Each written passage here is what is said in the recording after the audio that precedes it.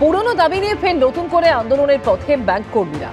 এবার 27শে জানুয়ারি ব্যাংক ধর্মঘটের ডাক দিল নটি ব্যাংকিং সংগঠনের platform United forum of bank union বা ইউএফবিইউ। 23শে জানুয়ারি নেতাজির জন্মদিবস উপলক্ষে পশ্চিমবঙ্গে সরকারি ছুটি। 24 ও 25শে জানুয়ারি শনি রবিবার ব্যাংক বন্ধ। 26শে জানুয়ারি প্রজাতন্ত্র দিবসের ছুটি। এরপর 27 তারিখ ব্যাংক ধর্মঘট হলে পরপর 5 দিন ব্যাংক বন্ধ থাকবে। ধর্মঘটে এটিএম পরিচালনকারী সংগঠনগুলি থাকায় এটিএম পরিষেবাও বিঘ্নিত হওয়ার আশঙ্কা দেখা দিয়েছে। যে সমস্ত ব্যাংকে আমাদের যেটা 9টা কনস্টিটিউয়েন্টের যারা সদস্য আছেন তারা মাইনে কাটিয়ে স্ট্রাইকে যাবেন। ভারতবর্ষের অনেক সানডে ওপেনিং ব্যাংক আছে, তো সানডে ওপেনিং ব্যাংকগুলো তারা তো কাজ করবে, সেখানে তো ব্যাংক বন্ধ থাকবে না, এটিএম বন্ধ থাকবে না। তা সুতরাং পরিষেবা কিন্তু অন্যান্য যে আগের দিনগুলোতে বন্ধ এরকম ধরনের ভ্রান্ত ধারণা মনে হচ্ছে আমাদের কোনো জায়গায় যাচ্ছে। কিন্তু সাধারণ মানুষের কাছে আমাদের একটাই আবেদন যে যতটা পারা যায় ব্যাংকিং কাজ আপনারা একটুখানি মিটিয়ে নেবার আগে থেকে চেষ্টা করবেন। এই ধর্মঘট কি নিয়ে? এখন মাসের প্রথম ও তৃতীয় শনিবার ব্যাংক খোলা থাকে, মাসের দ্বিতীয় ও চতুর্থ শনিবারে ছুটি থাকে। ব্যাংক কর্মীদের দাবি রিজার্ভ ব্যাংক সহ বাকি সরকারের অধীনে আর্থিক প্রতিষ্ঠানের মতোই তাদেরও প্রতি সপ্তাহে 2 দিন করে ছুটি দিতে হবে। এর জন্য সপ্তাহের বাকি 5 দিন অতিরিক্ত সময় কাজ করতেও রাজি হয়েছেন তারা। আইবি এর সঙ্গে ইউনাইটেড ফোরাম অফ ব্যাংক ইউনিয়নসের একটা চুক্তি স্বাক্ষরিত হয় এবং সেই চুক্তিতে থাকে যে বাকি 5 দিন আমরা 40 মিনিট করে অতিরিক্ত কাজ করব এবং তার বিনিময়ে আমাদের সকল স্যাটারডে অফ থাকবে। এলআইসি বলুন, আরবিআই বলুন, অন্যান্য ফিনান্সিয়াল সেক্টর বলুন এবং যদি আশেপাশের দেশগুলো ধরে নেন, ইউরোপ ধরে নেন, ইউএসএ ধরে নেন, ব্যাংকিং প্রায় সর্বত্রই 5 দিন হয় সেখানে। তার সঙ্গে সামঞ্জস্য রেখেই আমাদের এটা দীর্ঘ 1 দশক বা তার থেকে বেশির দাবি, তা সত্ত্বেও এর রূপায়ণ হয়নি এবং তার ফলেই আমাদের এই 27শে জানুয়ারি স্ট্রাইকের কল দেয়।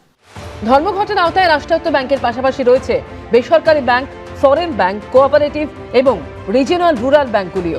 ইতিমধ্যে তাদের এই দাবিগুলিতে নৈতিক সমর্থনের জন্য চিঠি দেওয়া হয়েছে মুখ্যমন্ত্রীকে। এর আগে একই ইস্যুতে 2025-এর মার্চ মাসেও ধর্মঘটের ডাক দিয়েছিল ব্যাংক কর্মীদের সংগঠনগুলি, কিন্তু সেবার কেন্দ্রীয় সরকারের অধীনস্থ ইন্ডিয়ান ব্যাংকস অ্যাসোসিয়েশনের আশ্বাস পেয়ে ধর্মঘট তুলে নেওয়া হয়।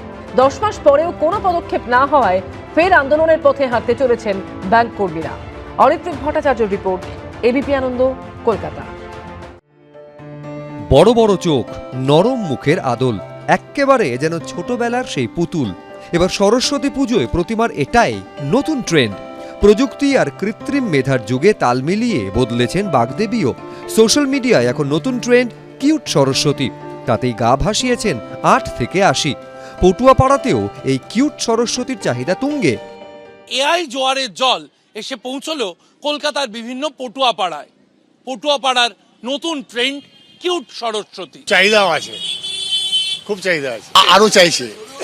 আমার তো এখান থেকে তো প্রায় 20 কাস্টমার ফিরে গেছে, বলছে টাকা দিচ্ছি বানিয়ে দিন, বা টাকা দিচ্ছি এটা দিন, 500 টাকা বেশি দিচ্ছি এটা দিয়ে দিন। সরস্বতী পুজো এসেই গেল, দম ফেলার ফুরসত নেই মৃৎশিল্পীদের। দাম বেশি হলেও অধিকাংশ ক্রেতারই ঝোঁক এই কিউট সরস্বতীতে। যুগের সাথে তাল মিলিয়ে এআই একটা ব্যাপার এখন একটু চলছে, তার সাথে এবার কিছুটা মানে পুতুল ডল টাইপের কিউট সরস্বতী এই ডিমান্ডটা এখন খুব বেড়েছে ইদানিং। সেই এতেই তারা যারা ইয়াং ছেলে তারা এই ধরনের সরস্বতীটাই বেশিটাই পছন্দ করছেন। ভক্তি, রীতি, সাবেকিয়ানার সঙ্গে আধুনিকতার মিশেলে এই কিউট প্রতিমা এবার সরস্বতী পুজোর বাড়তি আকর্ষণ। শিবাশিস মৌলিক, এবিপি আনন্দ। এবিপি আনন্দ, এগিয়ে থাকে, এগিয়ে রাখে।